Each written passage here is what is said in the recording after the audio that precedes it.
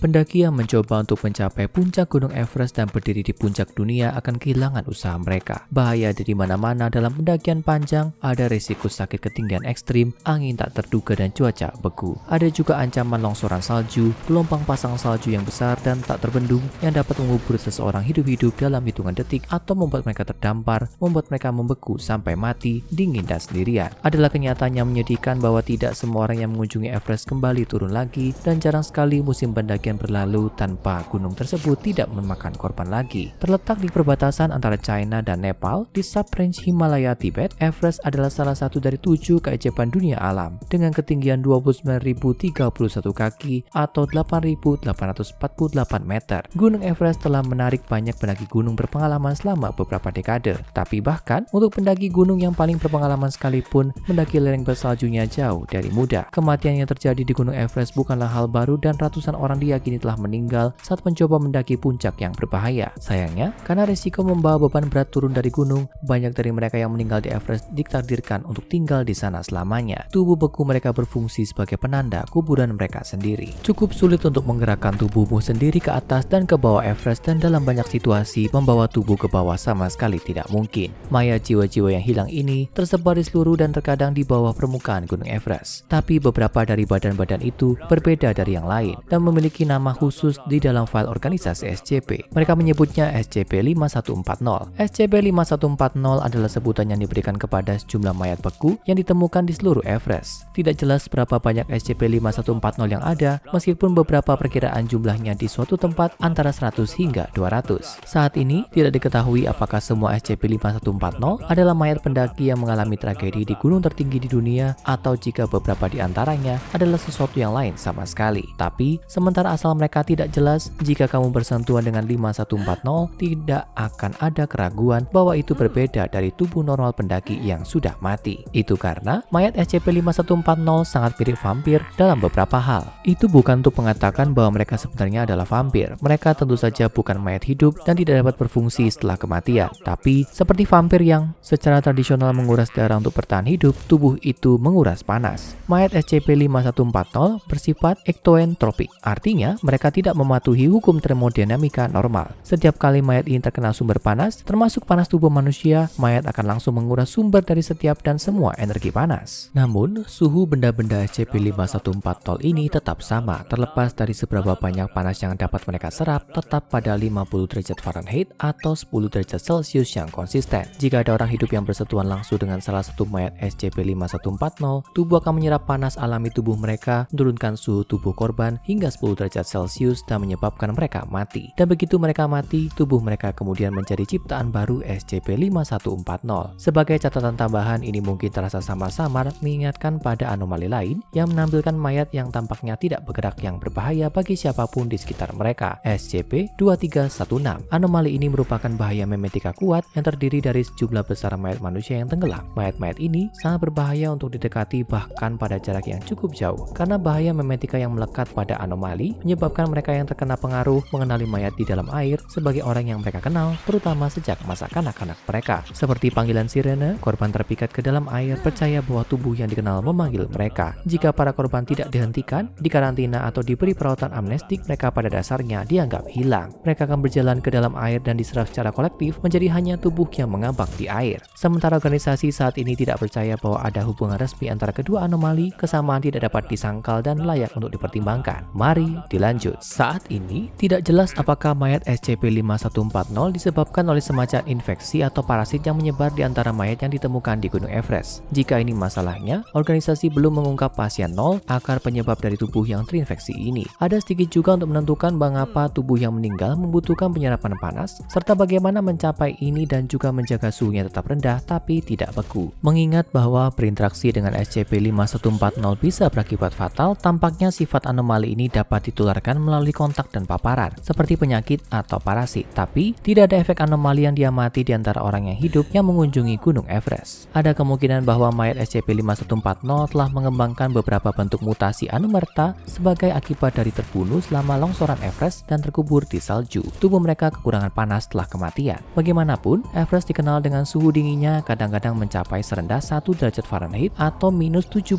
derajat Celcius. Belum lagi perbedaan tekanan udara di ketinggian seperti seperti itu, serta seringnya angin dinginnya membekukan dengan kecepatan tinggi. Di puncak Gunung Everest, kecepatan angin bisa mencapai 280 km per jam. Itu setara dengan 175 mil per jam, dan angin berkecepatan tinggi bahkan diketahui membuat pendaki gunung lengah dan membuat mereka jatuh hingga tewas. Mungkin kombinasi dari kondisi ini, suhu beku, tekanan udara, dan angin telah memicu semacam perubahan pada sejumlah tubuh yang cukup disayangkan untuk tidak pernah meninggalkan lereng Gunung Everest yang tertutup salju. Entah itu atau mayat-mayat terlantar yang ditinggalkan dalam cuaca yang sangat dingin ini bisa menjadi hunian yang sempurna. Mungkin suatu bentuk parasit yang tidak diketahui dan sejauh ini tidak terdeteksi mampu menghuni tubuh beku ini dan dapat menyebar ke inang hidup lainnya dengan menguras panas tubuh mereka. Hal-hal aneh pasti terjadi di organisasi SCP, dan itu mungkin bisa menjelaskan mengapa siapapun yang berinteraksi dengan mayat SCP-5140 mengalami nasib mengerikan yang sama. Terlepas dari apa yang menyebabkan kelainan ini atau mengapa mayat SCP-5140 hanya ditemukan di Gunung Everest, kontak dekat dengan mayat sering mengakibatkan korban dan kematian. Tentu saja, ini adalah resiko yang ingin dihindari oleh organisasi SCP sedapat mungkin. Kebiasaan buruk mayat SCP-5140 yang menguras panas tubuh seseorang membuatnya tidak praktis untuk membawa mereka kembali ke fasilitas penelitian organisasi untuk pengujian, seperti halnya fakta bahwa mereka berada di gunung tertinggi di dunia. Sebagai gantinya, GTT Delta 14 telah ditugaskan untuk menjaga agar mayat yang haus panas ini tetap berada di Gunung Everest. Gugus Tugas Taktis Delta 14 juga dikenal dengan kode nama Winter Wonderland, dibentuk dari sekelompok pendaki gunung yang sangat mahir dan ahli dalam memahami dan beradaptasi dengan medan yang sangat brutal tanpa menarik perhatian. Operasi rahasia ini ditugaskan untuk mendaki Gunung Everest secara berkala dan menjaga agar SCP-5140 tetap terkendali. Adalah tugas tim ini untuk menemukan ciptaan baru dari mayat SCP-5140 dan menguburnya di salju. Dengan demikian, tujuannya adalah untuk mencegah pendaki gunung yang tidak sengaja tersandung salah satu tubuh ini dan berpotensi menjadi ciptaan baru bagi diri mereka sendiri. Sementara itu, organisasi mendorong Nepal dan Tibet untuk memperketat pembatasan izin pendakian. Tapi tentu saja, uang yang dibawa masuk oleh pariwisata Gunung Everest ke kedua negara ini kemungkinan besar menghambatnya. Menurut file organisasi SCP di 5140, sebuah insiden terjadi selama salah satu ekspedisi tahunan Everest Gugus Tugas Taktis Delta 14. Anggota GTT Delta 14 telah melintasi menuju puncak Everest menemukan semakin banyak mayat SCP-5140